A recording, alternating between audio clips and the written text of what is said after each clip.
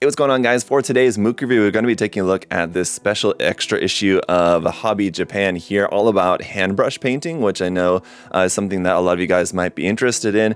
And there's going to be a special feature about hand painting Gunpla here, of course, as you can see there on the cover. But there is going to actually be a lot of other different models covered in here as well, aside from only Gunpla, and a lot of different hand painting techniques. So it should be very interesting to take a look at for those of you guys who might be interested in hand painting. There's, of course, going to be a range of different techniques in here. So even if it's something that you already do, you might learn a different way to do it, or even if it's something that you thought is not for you and you're not interested in doing it, you don't want to, you might see some techniques in here that you think, oh, actually that might work, I might want to try that. So let's go ahead and check it out here for today's video. And so this is an issue that I've had for a little while. I think this actually came out around a year ago or so, but pretty opportune time to take a look at this, considering that just this past week I did a couple of interviews with our Pokeplot contest guest judges, Goblin Teeth Nick, and then also Pixelly Ellie. I talked with both of them, and in both of those interviews we talked a little bit about hand painting Gunpla. So it's kind of something that we've been talking about here on the channel lately. If you guys have seen those interviews, if not, feel free to go back and check those out. Some really interesting stuff there, but here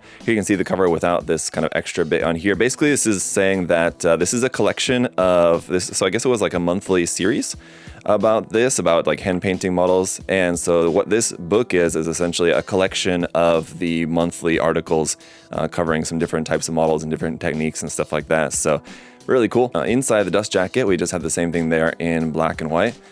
And then around here, a really cool artwork here on the front too. I love this with just the Gundams there and just like on the hobby desk and everything. And then here on the back side, similar kind of photography, and we can see the MSRP for this one, 2,400 yen plus tax, so around 20 bucks, not too bad.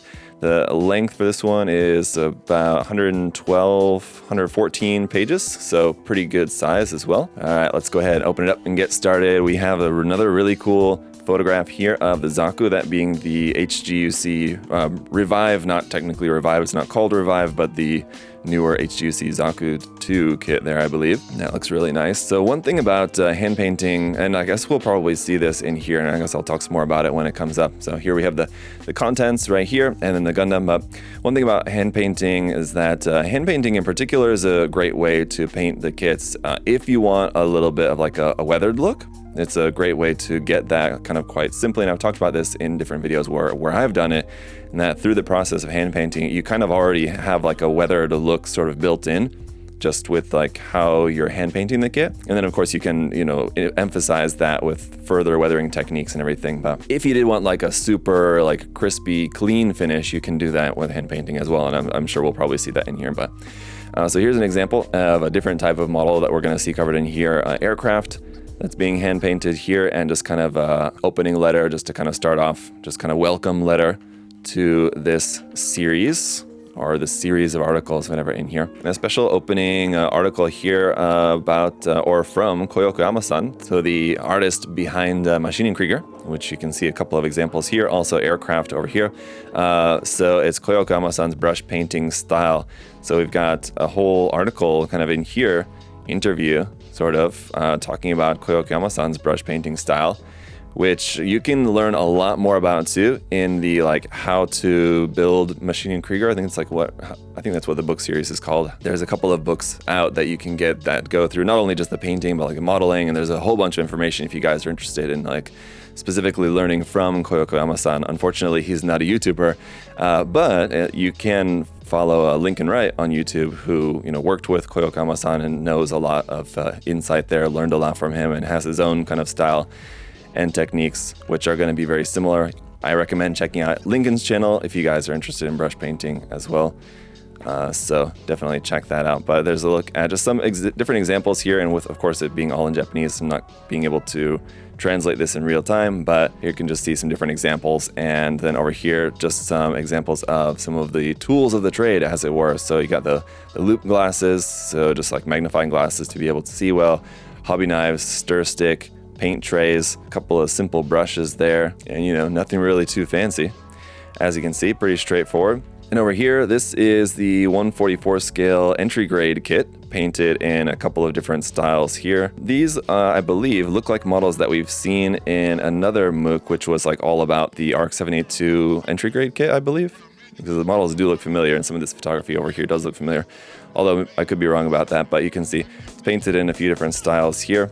And as we're going to have covered, so like I said, the more like weathered style, as you can see here for this one, this is using the Mr. Hobby Aqueous paints. So this would be Mr. Hobby's line of sort of acrylic paints there. Going to be much less toxic, less fumes for painting, so certainly a good option if you want to go that route. And it looks like we've got like similar, just like the basic steps here laid out, from mixing the paints, like about top coat and surfacer, using spray cans for that, hand brushing the paints onto there, doing some like sponge chipping and stuff over here, it looks like, with that as well.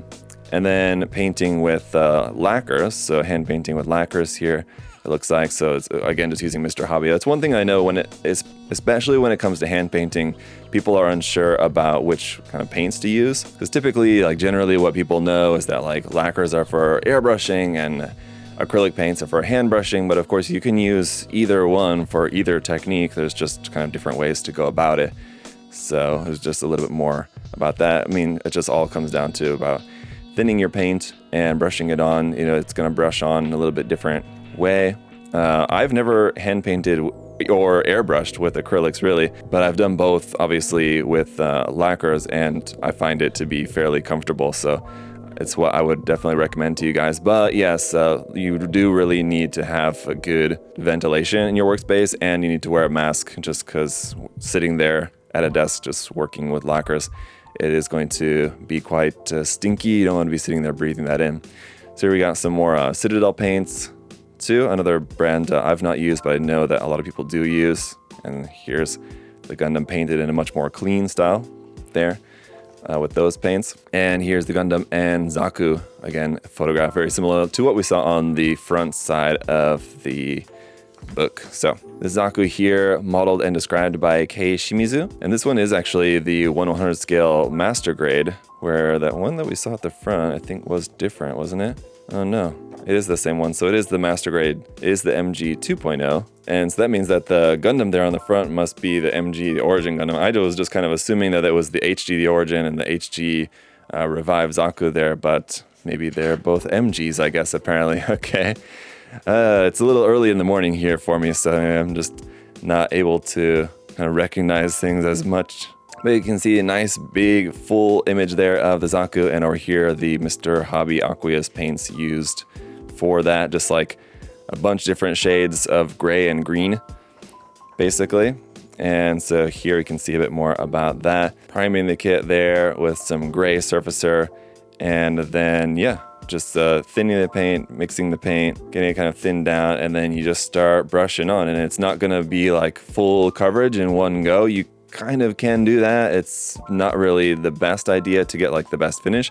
You kind of want to build it up a little bit, so you just kind of go over it. And the great thing about these paints, the aqueous paints, I'm assuming, like I said, I've not used them, but I'm assuming they're going to work pretty similarly to the lacquer paints, just in terms of like the application, in that they dry pretty quick. So you can kind of like, by the time you go over the first like full coat over everything, the first like thin coat, by the time you get to the end of that, kind of wherever you started is probably dry enough that you can kind of start going on. So you don't have to like put on a coat and then like set it to the side and wait an hour or something like that. You can kind of build up your coats kind of in real time, I guess, or like back to back, I guess maybe it's a better way to say it. Usually is my experience with these. But over here, this is pretty interesting. So it looks like also painting like some gray over the top of the navy. Is that what that is? Or we've got the gray is like the primer, and here for the backpack, painting like that navy blue, and like intentionally painting the navy blue kind of rather thin, it looks like, on there, so that you get a lot of that gray primer still like kind of showing through. And that is another thing too. So like another reason kind of why and how that the kit is going to have, like I was saying, kind of a naturally weathered look built into the process of painting in this way, is that you sort of intentionally don't want to get like a full 100% opacity coverage. You want to leave like some of that, some of the surfacer, whatever base color you have underneath, kind of coming through, and it just gives the illusion of it looking sort of dirty and weathered. So you can see some more about that here on this next page too. Another thing to keep in mind too is when you're painting, like ideally you don't want to see any brush strokes at all, but kind of how you can also just paint. Also, just keep in mind kind of like the way that gravity works, because again, we're not going for full coverage. So if you're going to be leaving some of the base color or the surface or whatever it is, the color underneath what you're painting showing through, you want it to be showing through like in the direction of how like the weathering would work. So in this case, like the gravity, you want to paint like in like downward strokes. It's just something to keep in mind while you're painting the direction that you're painting. So afterwards, again, doing some sponge chipping down here with some Tamiya enamel paints. It looks like just like a Tamiya gray kind of color there, to do some chipping around on some of the edges just to really emphasize the weathered look. And then also some Tamiya line accent color, basically brushing that on just like a filter, and then wiping it up with some Q-tips there for some kind of basic weathering and kind of staining on there, again, just to kind of give it a more weathered look. And also that also helps to just kind of make all your colors work together that much nicer too. So you may have like two different like main green colors that you're using for the Zaku, and they may not like go together perfectly, but giving like, in this case, using that brown accent color, like a panel wash or like a gunk wash over the entire thing, you kind of like blend all the colors together, not like in like a muddled way, but you make the colors go together that much better, because like everything's got a good wash of that brown over the top of it. It's a good way to kind of breathe some life into the colors for sure. All right, so yeah, this is definitely the 1/100 scale master grade Gundam the Origin kit. In this case, modeled and described by Kinosuke. And for this one, using lacquer paints. So yeah, for the last one we saw he was using the aqueous paints. This time it's just straight lacquers and a mix of Tamiya, Nazca, Mr. Color, and that might be it. Anyway, I was gonna say Gaia. Well, the Nazca paints are kind of Gaia, but they're just like a spin-off. Anyway, the Gundam looking very cool here. That looks pretty nice. And so for this one, sort of interestingly, is using a brown to kind of base coat everything with like a base brown, and for some reason painting like the inside of these parts on the head. I'm not exactly sure why. I guess it's just because that's parts that kind of like may show like very slightly from different angles, but giving everything a base in brown first and then going over it with white on top of that to give you this kind of like nice warm white. And again, like you want to kind of have a bit of weathering already built in from the start. And here for the shield as well. So again, this is kind of what I was talking about too, about the direction that you paint. So you can see here is using like a wide flat brush for like this big wide flat square surface. So you can use a brush that also kind of matches the shape of what you want to paint too. You can see that here. So using this wide flat brush to get these like kind of rectangular shapes in the brush strokes, all like flowing downward with the shield. And you just build that up, and it just gives you a nice finish there for that. And also using 2 different tones of red too. It's another good way to also just kind of make it look a bit more realistic rather than just using one color. Kind of go with a couple of different colors there to just kind of build up a little bit of variance in the colors. So, and then here for the chest, 3 different colors here using for this. For the blue, like a blue, purple, and then a sort of mint green sort of color, actually it looks like. So I'm interested to see how he's using that. I don't really see where the mint green is, except for maybe just he's kind of mixing a little bit in with the blue just to lighten the blue and just give it a little bit more color variance there as well. And the same thing here for the yellow as well, starting off with a more red-orange mix and then building up the yellow over the top of that to get a really nice color there for that one.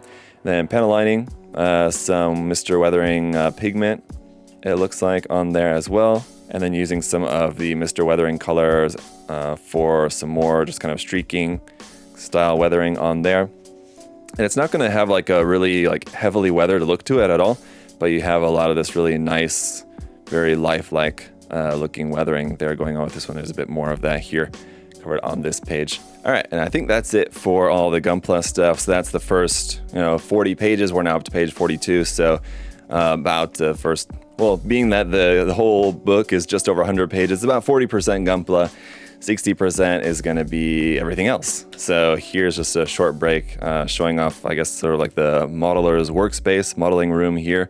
So always love to see this as well. Good for just getting some ideas. You might see some organizational ideas here you might find helpful for your hobby workspace. So that's cool to see. And then, so this next section is going to cover, like I said, a bunch of other different types of model kits here.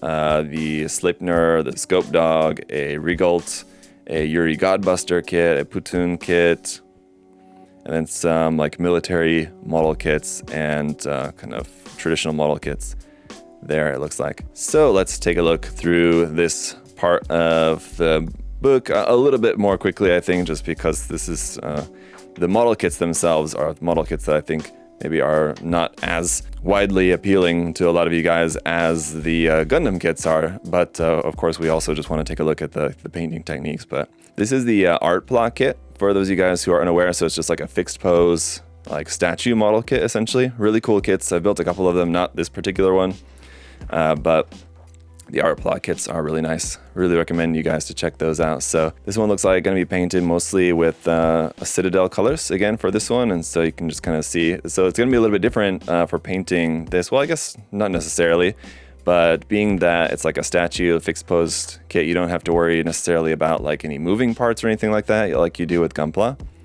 So you can just kind of paint it up in like a little bit different way. This one also looks to be like painted in a way like almost like a watercolor, where like you're painting it very wet and just kind of letting the paint sort of do its thing on there to give you like a pretty nice look to it. Yeah, very similar to like how you would use watercolors essentially. So that looks really nice. And then also painting this base here. It's like lava sort of looking base. That's pretty nice. It's very cool. Another modeler's room here, as I believe these are all done like by different modelers. Who is this one by? Yeah, this one's modeled and described by Musashi. And so I think we're probably going to see like the little bit about like their hobby space after each one as well. Up next, we got a Scope Dog kit here. And this is, okay, so these are the minimum factory Scope Dog kits from Max Factory. And it's like a 2 set that you get in there. One's like sitting on the ground with like the cockpit open, and the other one's standing with the rifle. And these kits are not very big. They're only like this big. So they're quite small. So it's basically like miniature painting here at this point with this. So it's sort of like a how to paint Scope Dogs, or like Votom's style kits, which is usually in a style very similar to like Maschinen Krieger, or like how you would paint like a tank, almost like a armor model kit. But in this case, because of the size of this kit, it's almost more so like just like how to paint a miniature. Yeah, so kind of interesting there. You can see like how different you're using different paints to like shadow and highlight different bits here, very much like you would for miniatures. And then you have your tiny little, yeah, and this head is really, really small. It's like this tiny. And so this photograph is actually probably larger than in real life. It's quite small, but really nice details around here on this one. There, that's pretty incredible, like the brush painting on that. It's a tiny, tiny brush. So that's cool. And then here's the modeling room workspace there. That looks fun. Very messy, but you know, it happens. And yeah, the Hasegawa Rigalt kit, one that, yes, I have here in my queue that I've been meaning to build for a long time. Do need to eventually get this kit built up. But this is another one here modeled by Kei Shimizu, who we saw who painted the Zaku kit before. And it looks kind of very similar in terms of just like the finish for this one, but it looks really nice. It looks like some of these like pattern, like the text sort of patterns on there. I was gonna say maybe it's hand brush, but I don't think so. I think those are decals probably. Be my guess. But see, the thing about this issue is that although there's a lot of great photography to admire in here, it's like a very technical issue, as a lot of this is gonna like the text is super important for this.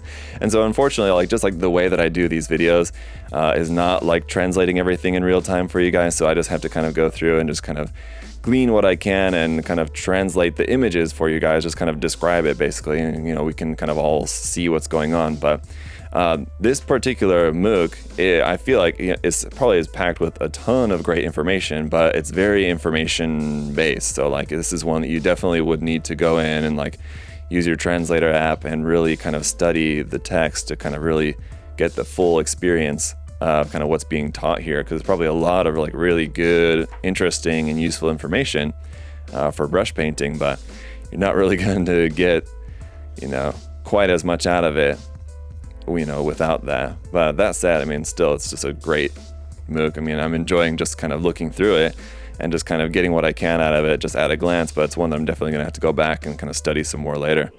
So yeah, with the Christmas break coming up, it's one that maybe I'll take with me on Christmas break and sit down and kind of study a little bit more. So here's another Max Factory kit here, the Yuri Godbuster kit. Really cool kit. I did build and review this kit. If you guys have not seen that, you can check that out. This one's modeled and described by Furitsuko.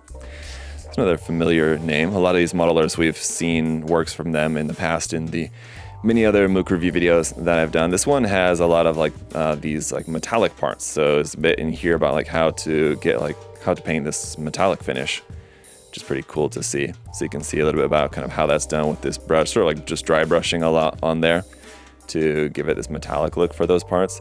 And then you also, so it's kind of got a couple of things that we haven't seen in the previous models so far, not really, painting skin tone for one, and then painting metallics. So you got a little bit of that here. It doesn't have a ton of skin, but you have the arms, the thighs, and the face parts that need to be basically shaded. Essentially, it looks like he's just using some different pigments there to shade the skin tone parts a bit. Much more clean and organized, and yes, just very clean looking modeler's room here for that one. Enjoy the puppy photo. And the Putun kit, so this is another Plamax kit. This is a Plamax minimum factory kit again here for this one. This one modeled and described by Mucho. And this kit is another one that I do have, and I need to build and review, and I would like to paint it as well. It's one of those kits that you could just get it just to build it and just not do anything else with it, but it's kind of one of those must paint kind of kits. So it's one that the reason why I haven't reviewed it here on the channel yet is just because I haven't had the time, because I know that whenever I build it, I know I'm going to basically have to paint it. And so I just haven't had the time to do that yet. But I am looking forward to it. It's a really very interesting, unique design here for this one. And this is cool to see. This is definitely getting my inspiration, getting my motivation going for whipping that kit out and getting it painted out. Because it's obviously not a very big, not a very complex kit. It's just I think it's a two set of these two little weird alien creatures. I don't even know what they're from. It's from I think it's just some artist's work. I don't even remember the artist's name anyway, but pretty simple and small kits. But this is really cool to see some of the different painting techniques in here. So this is kind of emphasizing here using some different techniques for some more organic kind of looking. You have the skull part, which you paint to sort of look sort of like bone. And then the body has this kind of weird, sort of alien flesh sort of to it. And so there's a couple of different ways of painting that here, which look really, really nice. So yeah, definitely making me want to get that kit out and paint those guys up. So again, yeah, something I'll definitely be studying in preparation for that. Here we've got another modeler's room. And an interview here with Koyokoyama-san and Max Watanabe-san, both, legends in plastic modeling. Here they're talking about Machine Krieger stuff. Machine Krieger, not exclusively hand-painted, but most people that are painting Machine Krieger stuff are mostly using hand-painting techniques for them. Although you do see people using a mix, sometimes using a mix of hand-painting and airbrushing. Sometimes it's only airbrushing, it just kind of depends on the finish, but just a little 2-page spread here, very nice colors and everything on there, with the two of them talking about, I would assume, again, just without translating it in real time, talking about hand painting Machine Krieger stuff. So very cool. All right, and we got some traditional modeling in here as well. Like I said, Tamiya 148 scale German tank here, modeled and described by Purashiba. And this one is going to have a base red base coat on there, an oxide red. It's good for kind of if you want you want to build up your weathering to look sort of rusty. So we got that, painting the tank, and then also painting some of hand painting the camo patterns on that. So that looks cool, and then hand painting the character figures for that as well. They're on the next page. And the modeling space here, again, a pretty nice and clean and organized looking space there, very nice. And also kind of chillaxing room over here with the bike and the sofas and the space heater. Kind of part of the modeling room there as well, I suppose. And then over here, modeled by Kinosuke, this is the Heller 124 scale tractor model kit. Tractor model kit's not really the most common type of model kits I feel like we see here on the channel, pretty rarely. But they certainly do exist, of course, and so I don't know if there's any of you guys who are into tractor models, but there you go. Here's one that's hand-painted. Pretty cool. Just the colors on it, I really like the colors, how I like the inner frame of the tractor, the mechanical parts and all that are in green, or like the outer parts being red. It's pretty cool, just like color scheme. So again, even though this is not the type of model that I have any interest in at all, it's cool just to kind of get some ideas. So I might like say, oh, that's a very interesting color scheme that I feel I could apply onto something like a Machining Krieger kit or something would look kind of cool in similar colors. Kind of like that, I feel like. So always good to get to look at various different things and get ideas. Yeah, the inner, I keep wanting to say inner frame, but the inner mechanics, I guess maybe a better way to put it, is like, yeah, like a teal color, essentially, not that green, sort of like a teal, and then the red for the outer parts. Very interesting. And then we've got a Tamiya 148 scale aircraft over here. And this one's modeled by Kishio Mori, who actually, if you guys watched the Plamo no Trend episode recently, Plamo no Trend is back, if you guys missed that. Ryan and I on Plamo no Trend, while we were looking at different stuff, we actually looked at some of Kishio Mori's work, some of his mixing scape work. So even though this is like an aircraft model kit, what he's also been doing, which is really, really cool, and you guys should definitely check out, is these mixing scape, is what he kind of calls it. Original model designs where he just like takes a whole bunch of random parts and puts them together to make some really cool looking mecha. And it's really awesome. And then they're beautifully painted as well. So it's just a really, really cool model kits that he makes. It's like scratch built essentially. And then the painting on them is really interesting as well. So definitely check those out, guys. So there you got some aircraft, and there's some cool, you can kind of see a little bit of that there on the next page. We'll see. This is another kind of cool thing about painting aircraft like this that I always like to see, like the streaking on the wings from like the folding wings. So that's always cool, like the oil streaks on there. But here in his hobby space, you can see a couple of things. Number one, a very large looking Machining Krieger kit right there for one. And then over here, you can see it looks like his work in progress on one of his mixing scape builds. You can kind of get a little sneak peek in there. It's kind of cool.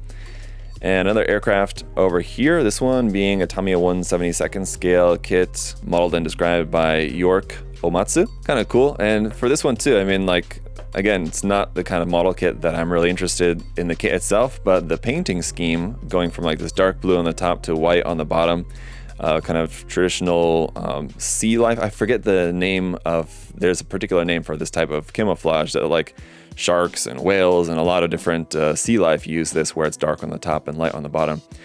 There's a word for that I can't think of off the top of my head, but that type of camouflage and these colors used and everything is something that is definitely a nice idea to just keep in mind. That might be a good color scheme that I might want to use on a different kit, a Machining Krieger kit, or even like Gunpla, or it doesn't really work so much for Gunpla, I feel like, but I don't know, you could certainly get some ideas.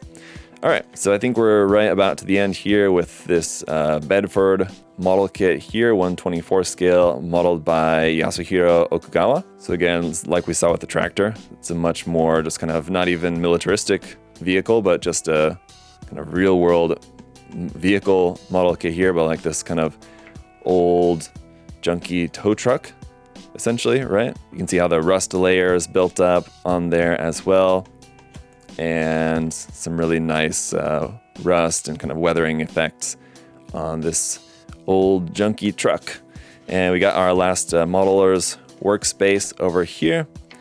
And I think that's about it. Yeah, okay. So we're right to the end then with our credits on the last page here, and that's it. So yeah, sorry that I couldn't give you guys more of the like information aspect of this, but like I said, there's a whole bunch of information in there that, you would just take a lot of translating to really get the full context for all of the techniques covered in the book. But as you could see, there's a lot of stuff covered in there. So really cool that they made this, that Hobby Japan, like I said, collected these different articles from various different monthly issues of the Hobby Japan publication and then collected them into this book for people who are interested in hand brushing. So definitely check it out. A really cool one. I like this one a lot. Let me know which one was your favorite build. I gotta say I'm a little partial to the Zaku. The Gundam is nice, but I like the painting style a bit more on the Zaku, I think. So that one's got to be my favorite. But although we didn't see like a special feature on any Machining Krieger kit, we did see a little bit about the Machining Krieger stuff in there as well. And we had like the article from Koyo Koyama-san, so that was cool to see in there as well. But let me know in the comments, what did you guys like from this issue? And if you guys want to check out some more kits, paints, tools, supplies, you can check out all that here at USA Gundam Store. The link will be down in the video description below. Unfortunately, we don't carry these Mooks, but you can get everything that you saw in the Mook. All of that stuff you can get on the website, so check that out if you're interested. And as always, guys, thanks so much for all of your support. I'll see you in the next video. Bye-bye.